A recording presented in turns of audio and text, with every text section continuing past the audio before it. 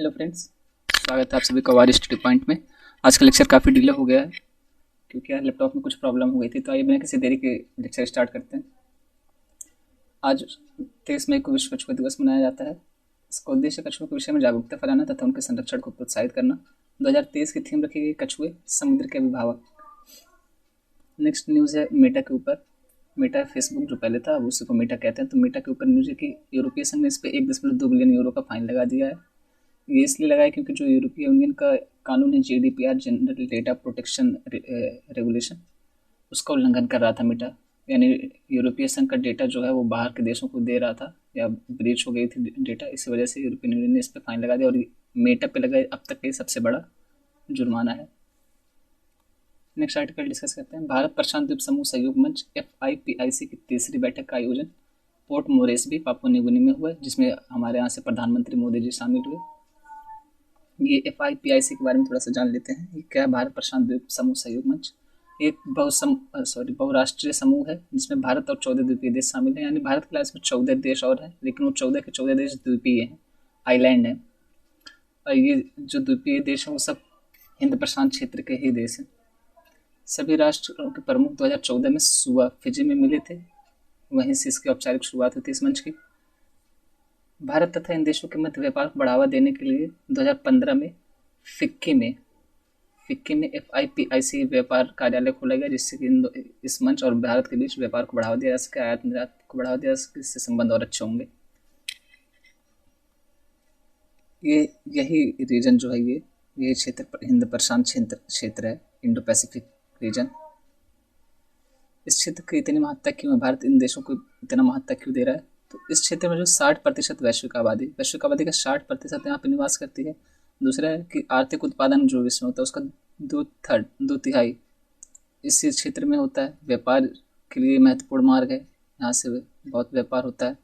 और इसके और कुछ रीजन है, जैसे कि चीन इस समय यहाँ पे हिंद प्रशांत क्षेत्र में बहुत इंटरेस्ट ले रहा है। उसने भी पापुआ न्यू गिनी के साथ समझौते किए हैं। यूएसए हो गया, उसने भी अभी हाल ही में पापुआ न्यू गिनी के साथ मिलिट्री बेस से रिलेटेड समझौता किया है। तो इस समय ये हिंद प्रशांत क्षेत्र बहुत महत्वपूर्ण बन के उभरा है, इसलिए भारत को भी ये आवश्यक हो जाता है कि भारत भी इस पर नज़र बनाए रखे। ऐसा नहीं कि इसको इग्नोर करके चले और उसका हमें खामियाजा भुगतना पड़े। इस मंच की बैठक के दौरान भारत ने क्या क्या घोषणाएं की उसको देख लेते हैं। तो फिजी में एक सुपर स्पेशलिटी कार्डियोलॉजी अस्पताल, कार्डियोलॉजी यानी दिल से जुड़ी चीज़ों के लिए, हृदय से जुड़ी चीज़ों के लिए होता है। कार्डियोलॉजी अस्पताल कहाँ खुलेगा? तो फिजी में खोला जाएगा। सभी 14 पैसिफिक जो देश हैं, यानी ये जो अन्य 14 देश हैं इस समूह में, उन सब में डायलिसिस यूनिट खोलने में भारत मदद करेगा। 14 देशों को सी एम्बुलेंस की सेवा प्रदान की जाएगी। सी एम्बुलेंस क्यों? क्योंकि सब 14 द्वीपीय देश हैं। ऐसा नहीं कि इनके यहाँ रोड नहीं है, लेकिन द्वीपीय देश हैं तो इनके लिए सी एम्बुलेंस ज़्यादा फायदेमंद रहेगी, इसलिए सी एम्बुलेंस दी जाएगी। जन औषधि केंद्र, जैसे कि आप सबको पता है कि अपने यहाँ भी जन औषधि केंद्र चलते हैं और यहाँ जन औषधि केंद्र में जेनेरिक दवाएँ दी जाती हैं। जैसे नॉर्मल दवा अगर 100 रुपये की है तो जेनेरिक दवाएँ 30 से 40 रुपये के बीच में ही पड़ जाएंगी, क्योंकि जेनेरिक दवाओं का पेटेंट खत्म हो चुका होता है। इसलिए उसको कोई भी तैयार करके और जिसको इंग्रेडिएंट पता है वो कंपनी मैन्युफैक्चर करके बेचती है, तो इससे सस्ती दवाएं मिलती हैं। योग केंद्र खोलने का प्रस्ताव रखा भारत ने। फिजी के नागरिकों के लिए 24/7 24 घंटे 7 दिन इमरजेंसी हेल्पलाइन की सुविधा तैयार की जा रही है। और ये सिर्फ फिजी के लिए अभी तैयार की जा रही है, लेकिन आगे इसका विस्तार 14 के 14 देशों के साथ किया जाएगा। सभी FIPIC देशों में न्यूनतम एक सरकारी बिल्डिंग को सौर ऊर्जा में कन्वर्ट करेंगे। यानी जो 14 FIPIC के देश हैं, 14 द्वीपीय देश जो हैं, इनमें से कम किसी एक सरकारी बिल्डिंग को उसकी जो ऊर्जा की ज़रूरत है वो पूर्णतः 100% सौर ऊर्जा द्वारा उसकी ऊर्जा की पूर्ति की जाएगी। हर पैसिफिक आइलैंड देश के लोगों के लिए अलवणीकरण यूनिट बनाया जाएगा। अलवणीकरण या डिसालिनेशन यूनिट की क्या ज़रूरत है? जैसे द्वीपीय देश हैं तो इनके पास जो पीने की पानी है वो खारा है, ताज़ा जल नहीं है, वो खारा जल है इनके पास। तो पीने के पानी के लिए किल्लत होती है, अवेलेबिलिटी कम रहती है, इसलिए उसको डिसालिनेशन यूनिट दिया जाता है। डिसालिनेशन यूनिट से लवणीय जल को अलवणीय जल में बदल दिया जाता है। इसके अलावा सागर अमृत स्कॉलरशिप, इसके तहत 5 साल में 1000 ITEC ट्रेनिंग दी जाएगी। आइए नेक्स्ट आर्टिकल की तरफ चलते हैं। नेक्स्ट आर्टिकल है G20 से जुड़ा। इसके तहत जो आपदा जोखिम न्यूनीकरण कार्य समूह की दूसरी बैठक है, उसका जो आयोजन है वो मुंबई में किया जाएगा। आइए देखते हैं इसके बारे में। इस बैठक का उद्देश्य नए अवसरों की पहचान और रचनात्मक वित्त पोषण तंत्रों की जांच करना, कमजोर तबकों पर आपदाओं के प्रभाव को कम से कम करना। कोई सी भी आपदा आती है तो उसका सबसे ज़्यादा प्रभाव समाज के गरीब लोगों पे ही पड़ता है। ऐसे तबके पे जो वंचित है, दबा हुआ है, उस पर सबसे ज़्यादा प्रभाव पड़ता है। वो लोग रोज कमाने खाने वाले हैं, तो उनके ऊपर इसका इम्पैक्ट सबसे ज़्यादा पड़ता है, इसलिए उनके ऊपर ज़्यादा ध्यान दिया जा रहा है विशेष तरीके से। और ये जो आपदा जोखिम न्यूनीकरण कार्यकारी समूह है, ये G20 का ही एक सहयोगी निकाय है। जैसे कि मैंने पहले ही बताया कि TRRWG जो है ये G20 के तहत ही काम करता है, इसी का सहयोगी निकाय है। इसका फुल फॉर्म है disaster risk reduction working group. बैठक की चर्चाओं में आपदा प्रतिक्रिया, यानी कोई आपदा आती है तो उसके खिलाफ कैसे काम किया जाए, कैसे लड़ा जाए, उससे कैसे बचा जाए। वसूली और पुनर्निर्माण, यानी आपदा के बाद जो चीज़ें खराब हुई उसको कैसे सही किया जाए, उनको कैसे फिर से बनाया जाए। सार्वजनिक एवं निजी वित्त पोषण, सरकार के साथ साथ सरकारी सहायता के साथ साथ निजी वित्त पोषण यानी फिनांस जो होता है, साफ साफ कहें तो पैसे, उसके ऊपर भी ध्यान दिया जाए। सामाजिक सुरक्षा, लोगों की सामाजिक सुरक्षा के ऊपर फोकस करना है। ज्ञान को साझा करना है, यानी अगर किसी चीज़ के बारे में मुझे जानकारी है तो मैं उसको आपके साथ शेयर करूँ, आपको कोई जानकारी तो आप मेरे साथ शेयर करें। आपदा से जुड़े, ऐसा नहीं कि मैं अपने तक इसको रखे रह जाऊँ। इससे शेयर करने से क्या होगा कि आपदा के प्रति जो संवेदनता वो कम हो जाएगी। तथा अंतर्राष्ट्रीय वित्त पोषण तंत्र शामिल किए जाएंगे। आपदा जोखिम से संबंधित एक सिंडाई फ्रेमवर्क है 2015। ये सिंडाई जापान की एक सिटी है, वहीं पे ये समझौता हुआ था, इसलिए इसका नाम सिंडाई फ्रेमवर्क पड़ेगा। ये 2015 से 2030 तक की अवधि के लिए है। जो सिंडाई फ्रेमवर्क है वो अन्य जो 2030 तक के लक्ष्य रखे गए हैं, जैसे जलवायु परिवर्तन पर हो गया पेरिस समझौता 2015 में हुआ था वो भी, और वो भी 2030 तक का रखा गया। सतत विकास लक्ष्य हो गया, SDG, पेरिस एग्रीमेंट हो गया। तो इस तरीके के जो भी समझौते हैं, अदिस अबाबा एक्शन एजेंडा है, नया शहरी एजेंडा है, इन सब के साथ मिलकर के काम करता है, समन्वय बना करके, ऐसा नहीं कि अकेले चलता है। आपदा जोखिम न्यूनीकरण के तीसरे संयुक्त राष्ट्र विश्व सम्मेलन के बाद, यानी आपदा जोखिम से संबंधित जो संयुक्त राष्ट्र का तीसरा विश्व सम्मेलन था, उसी में संयुक्त राष्ट्र महासभा द्वारा, यूनाइटेड नेशन जनरल असेंबली द्वारा इसका समर्थन किया गया था कि सिंडाई फ्रेमवर्क जैसा कोई फ्रेमवर्क होना चाहिए। यह मानता है कि जोखिम को कम करने में राज्य की प्राथमिक भूमिका है। सिंडाई फ्रेमवर्क का ये मानना है कि जो जोखिम आता है आपदा से रिलेटेड या आपदा संबंधित जो भी चीज़ें हैं, उसमें राज्य की भूमिका प्राथमिक है, सबसे पहले राज्य आता है। लेकिन इसका ये भी कहना है कि स्थानीय सरकार, निजी क्षेत्र और अन्य लोग जो हैं उन सबको भी भागीदारी निभानी चाहिए। ऐसा नहीं कि सिर्फ सरकार का ही कर्तव्य माना जाए, सरकार का तो कर्तव्य है ही, उसके अलावा जो लोकल गवर्नमेंट हो गई, अन्य लोग हो गए, वहाँ पे रहने वाले NGOs हो गई, इस तरीके की जो भी संस्थाएं हैं, जो भी लोग हैं जिनसे बन पड़े वो हेल्प करें। सिंडाई फ्रेमवर्क जो है ह्यूगो फ्रेमवर्क फॉर एक्शन, जो 2005 से 2015 तक का था, उसका उत्तराधिकारी है। यानी सिंडाई फ्रेमवर्क को ह्यूगो फ्रेमवर्क 2005 से 2015 के स्थान पर लाया गया है। और UNDRR यानी सॉरी UNDRR को भी सिंडाई फ्रेमवर्क के कार्यान्वयन, अनुवर्ती कार्रवाई और समीक्षा का समर्थन का काम सौंपा गया है। यानी UNDRR जो है यही इसके सिंडाई फ्रेमवर्क का क्रियान्वयन करेगा, इसकी नीति निर्माण करेगा, इसकी समीक्षा करेगा कि किस हद तक सही से काम कर रहा है, नहीं कर रहा है, इसमें क्या कमियां खामियां हैं। सिंडाई फ्रेमवर्क जो है बेसिकली वो 7 रणनीतियों पर आधारित है, जिसमें से एक तरफ सतत कमी है, वो 4 पॉइंट है उसमें, और दूसरी तरफ सतत या पर्याप्त वृद्धि है, जिसमें 3 पॉइंट है। सतत कमी किन चीज़ों में करनी है, तो वैश्विक मृत्यु दर में करनी है। आपदा से होने वाली जो भी वैश्विक स्तर पर मृत्यु है उसमें कमी करनी है। वैश्विक रूप से प्रभावित लोगों की संख्या में कमी करनी है। कोई सी भी आपदा आती है इससे प्रभावित लोग जो हैं वैश्विक स्तर पर उनकी संख्या में कमी करनी है। और इसका जो किसी भी आपदा का सकल घरेलू उत्पाद यानी GDP पे इम्पैक्ट जो पड़ता है उसको कम करना है, उसका प्रभाव कम करना है। महत्वपूर्ण बुनियादी ढांचे और बुनियादी सेवाओं के व्यवधान की आपदा क्षति को कम करना है। यानी जो भी महत्वपूर्ण बुनियादी ढांचा है, जैसे घर हो गया, शेल्टर होम हो गया, इस तरीके के जो भी हैं, या जहाँ बचाव या राहत कार्य होता है, तो उन तरीके के जो इम्पोर्टेंट इंफ्रास्ट्रक्चर है उनको बचा के रखना है, उनके क्षति को कम करना है।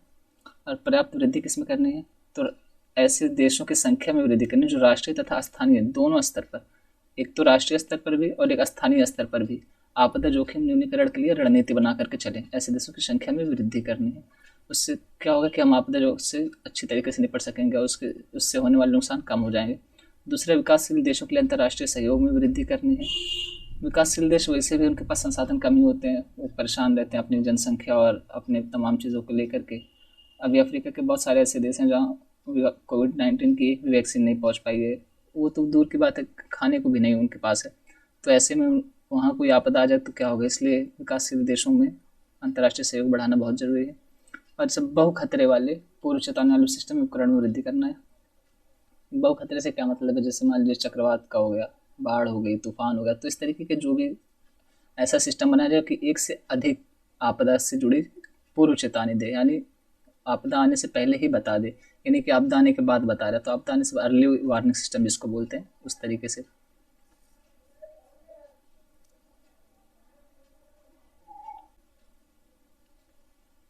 नेक्स्ट आर्टिकल है, it's time to ensure safer skies.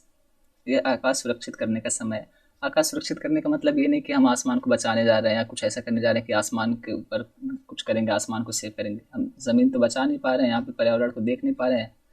ये हॉलीवुड की कोई मूवी थोड़ी है कि हम चल रहे हैं आकाश को बचाने। इसका मतलब ये कि जो प्लेन क्रैश होते हैं, जैसे कि आप देख सकते हैं पीपीटी में, देख सकते हैं प्लेन जो क्रैश होते हैं उसके बारे में बात की जा रही है। 1997 में एनवायरनमेंट सपोर्ट ग्रुप नाम से एक एनजीओ है। किस नाम से? एनवायरनमेंट सपोर्ट ग्रुप नाम से एक एनजीओ है। इसने पीआईएल दायर की थी हाई कोर्ट में कि जो मंगलूर में बन रहा है सेकेंड एयरपोर्ट, उसके अंदर नियमों का पालन नहीं किया जा रहा है, उसमें कुछ नियमों का उल्लंघन किया जा रहा है, मगर हाई कोर्ट ने इस पर ध्यान नहीं दिया। फिर इसने 2002 में पीआईएल दायर की, पीआईएल के जनहित याचिका, तो इसने दायर की, उस पर भी हाई कोर्ट ने ध्यान नहीं दिया। फिर ये एनजीओ गया सुप्रीम कोर्ट के पास। सुप्रीम कोर्ट ने कहा कि इसमें हम क्या कर सकते हैं, ये सरकार का काम है। सुप्रीम कोर्ट ने भी इस पर ध्यान नहीं दिया। फिर 2005 में आया, 2005 में एयर सहारा 737, 2009 में किंगफिशर, इनके जहाज क्रैश हुए। तब लोगों को समझ आया कि ध्यान देना चाहिए था। इसके बाद भी लोगों को समझ तो आया, लेकिन उसके बाद भी सुधार नहीं हुआ। फिर मई 22 2010 में AIE-812 क्रैश हो गया और इसमें 150 से भी ज़्यादा लोगों की जान चली गई। समझ रहे हो? 150 लोग से भी ज़्यादा जान। और पता नहीं इनमें से कितने ऐसे रहेंगे जो अपने घर पर अकेले रहेंगे, कमाने खाने वाले, जिनकी वजह से पूरा घर चल रहा होगा, जिनके ऊपर पूरा परिवार डिपेंड रहा होगा, लेकिन उनकी भी जान चली गई। तो अगर इस चीज़ पे ध्यान दिया गया होता, जब ये एनजीओ बार बार कह रही थी, अगर कोर्ट ने साथ नहीं दिया, तो जो गवर्नमेंट ऑफिसर थे जो निर्माण कर रहे थे एयरपोर्ट का, या जो भी उसमें इन्वॉल्व थे अधिकारी, उनको कम से कम एक दफ़ा ध्यान देना चाहिए था। तो ये हुआ नहीं। इसका नतीजा यही है कि बार बार प्लेन क्रैश हो रहे थे, देखने में आया इतनी सारी जानें जा रही थी। और उसके बाद जब इसे जानने के लिए कमेटी का निर्माण किया गया कि प्लेन क्रैश क्यों हुआ, कैसे हुआ, तो उसमें सारा ठेकरा जो है पायलट के ऊपर फोड़ दिया गया कि तुम सही से चला नहीं रहे थे, तो ऐसा था वैसा था। तो पायलट के ऊपर सारी जिम्मेदारी दे दी गई और नियमों को फिर से दरकिनार कर दिया गया, उस पर फिर से ध्यान नहीं दिया गया। अंतर्राष्ट्रीय नागरिक उड्डयन संगठन ने 1 जनवरी 2010 को डेडलाइन दी थी कि 1 जनवरी 2010 तक जितने भी एयरपोर्ट हैं इन सबको अपने जो इंफ्रास्ट्रक्चर है उसको मजबूत बनाना है। उसको गिरदर जो उसको बोलते हैं इंफ्रास्ट्रक्चर रहता है, तो उसको स्टील से बदल दिया जाए। ये थर्ड क्लास का नहीं चलेगा, उसको स्टील से बनाया जाए ताकि वो मजबूती के साथ रहे और लंबा चले, उस पर दुर्घटनाएं कम हो। लेकिन इस पर भी ध्यान नहीं दिया गया। नागरिक उड्डयन सुरक्षा सलाहकार परिषद का गठन किया गया मंगलूर घटना के बाद। जब ये मंगलूर की घटना हुई 2010 में, उसके बाद नागरिक उड्डयन सुरक्षा सलाहकार परिषद का गठन किया गया। इसने ये बताया अपनी रिपोर्ट में कि जो दुर्घटना हुई थी उसकी वजह ये थी कि रनवे का जो क्षेत्र है उसको पर्याप्त नहीं है। अगर कोई सा भी प्लेन थोड़ी सी स्पीड से आता है तो उसको पर्याप्त जगह नहीं मिल पाती रोकने के लिए, इसलिए बार बार प्लेन क्रैश हो जाता है। दूसरा इसने ये बताया कि जो रोड है वहाँ पे, सड़कें हैं, वो बहुत सकरी हैं, पतली हैं, जिस वजह से राहत कार्य बचाव कार्य भी सही से नहीं हो पा रहा है, इसमें दिक्कत हो जा रही है। इस वजह से जाने और जाती हैं और क्षति और ज़्यादा होती है। इतना सब हुआ, उसके बाद भी सरकार के मंत्रालय या अधिकारी या जो भी कह लिए उनमें कोई सुधार नहीं हुआ। फिर से 7 अगस्त 2020 में फिर से क्रैश हुआ, जिसमें जाने चली गई। यार देखो, जान किसी की भी इम्पोर्टेंट होती है, हमें पता नहीं कौन किस हालत में, कौन अपने घर के लिए कितना इम्पोर्टेंट है। तो हम इन सारी चीज़ों पे ध्यान देना चाहिए था। खैर अभी तक ध्यान नहीं दिया जा रहा है, इस रिपोर्ट पे भी कोई ध्यान नहीं दिया जा रहा है। अभी एक घटना आई थी कुछ साल पहले की, टेबल टॉप रनवे से एक जहाज़ गिर गया था, तो उस पर भी आर्टिकल आए थे, लेकिन इन सारी चीज़ों पे ध्यान नहीं दिया जाएगा। टाइम टू टाइम होने वाली चीज़ें हैं। थोड़ा सा जान लेते हैं अंतर्राष्ट्रीय नागरिक उड्डयन संगठन। तो ये क्या है? नाम से स्पष्ट है, नागरिक उड्डयन, तो यानी कि ये सिविल के लिए है, ना कि सैन्य जो होते हैं उनके लिए। ये सेना के लिए नहीं है, हम जैसे आम नागरिकों के लिए। इसकी स्थापना जो है वर्ष 1944 में हुई थी, शिकागो कन्वेंशन के तहत हुई थी। शिकागो कन्वेंशन के संचालन तथा प्रशासन के प्रबंधन हेतु की गई थी। यह संयुक्त राष्ट्र की एक विशिष्ट एजेंसी है, यानी संयुक्त राष्ट्र से रिलेटेड है। ये देशों का आपसी समझौता नहीं है, संयुक्त राष्ट्र से रिलेटेड है। अंतर्राष्ट्रीय नागरिक उड्डयन संबंधी अभिसमय कन्वेंशन पर 7 दिसंबर 1944 को शिकागो में हस्ताक्षर किए गए, इसलिए इसे शिकागो कन्वेंशन भी कहते हैं। इसको शिकागो कन्वेंशन के भी नाम से जाना जाता है। शिकागो कन्वेंशन ने वायुमार्ग के माध्यम से अंतर्राष्ट्रीय परिवहन की अनुमति देने वाले प्रमुख सिद्धांतों की स्थापना की और ICAO के निर्माण का भी नेतृत्व किया। इसका एक उद्देश्य अंतर्राष्ट्रीय हवाई परिवहन की योजना एवं विकास को बढ़ावा देना है। यानी इसका एक उद्देश्य ये भी कि अंतर्राष्ट्रीय हवाई परिवहन की जो योजनाएं हैं एवं उसके प्रति जो विकास है उसको बढ़ावा दिया जाए, ताकि दुनिया भर में अंतर्राष्ट्रीय नागरिक विमानन की सुरक्षित तथा व्यवस्थित वृद्धि सुनिश्चित हो सके। इसके टोटल 193 सदस्य हैं, जिसमें भारत भी सदस्य है। इसका मुख्यालय मॉन्ट्रियल कनाडा में स्थित है।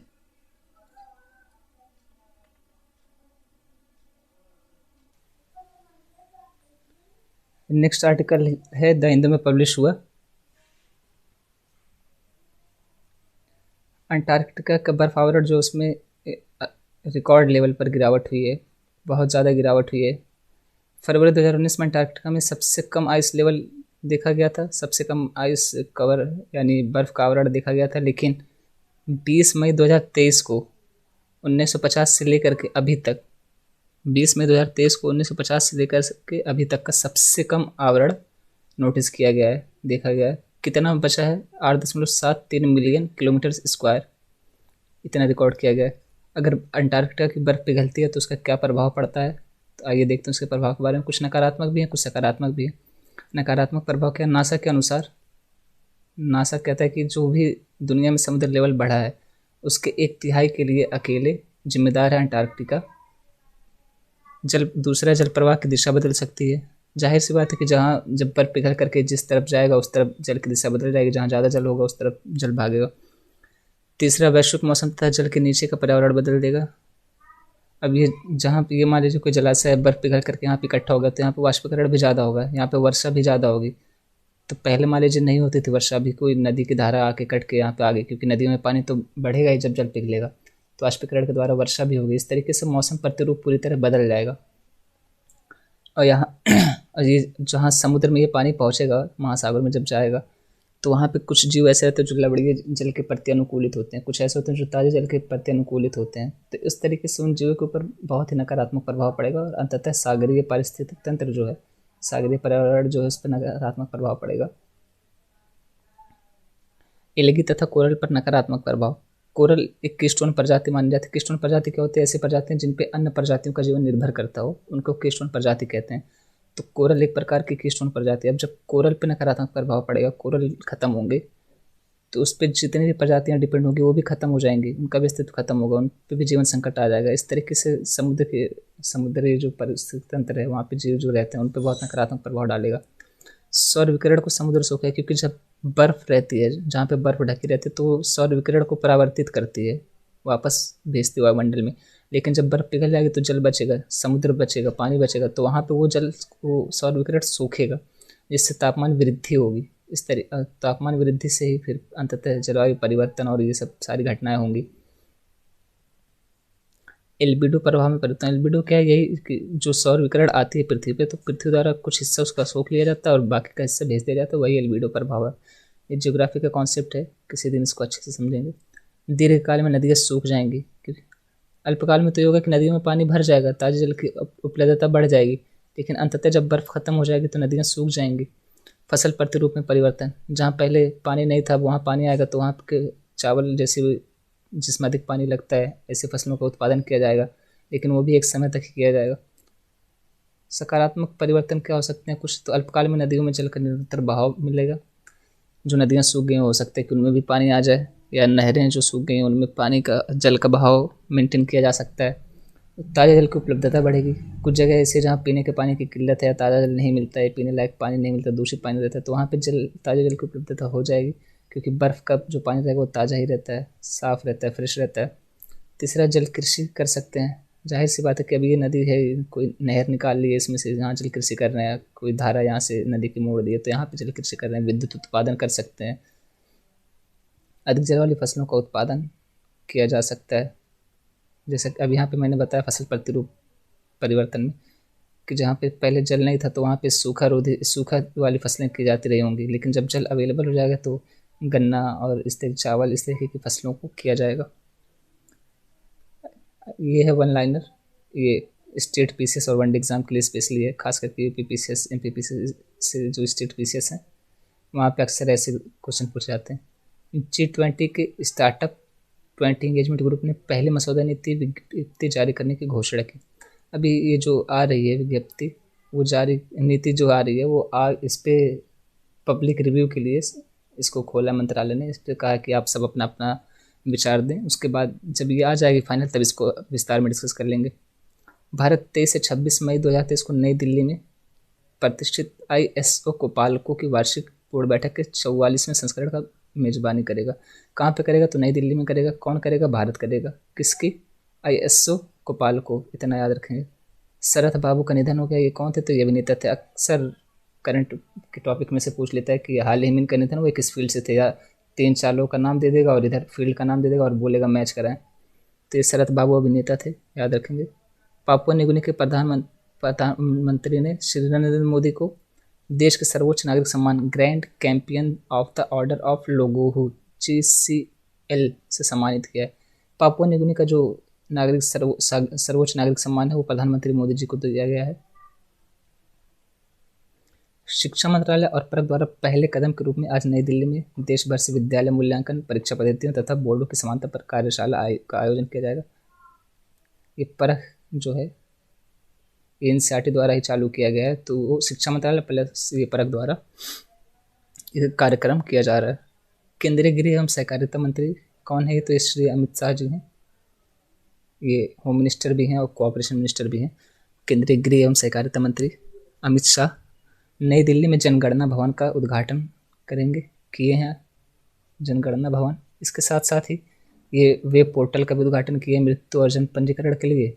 जियो फेंसिंग के साथ upgraded SRS sample registration system mobile application का भी किए हैं। जनगणना प्रकाशनों की ऑनलाइन बिक्री के वेब पोर्टल का भी शुभारंभ किया इन्होंने। आज का डिस्कशन यहीं तक रखते हैं। Thank you.